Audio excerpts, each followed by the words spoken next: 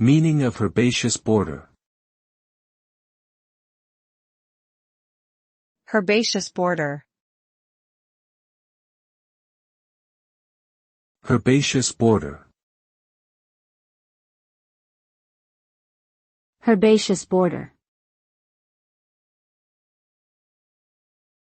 Herbaceous border.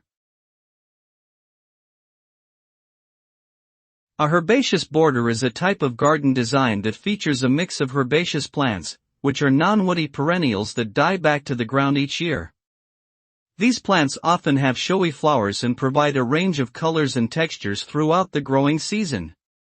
A herbaceous border typically runs along the edge of a garden or lawn and can be a few feet wide or several meters in width.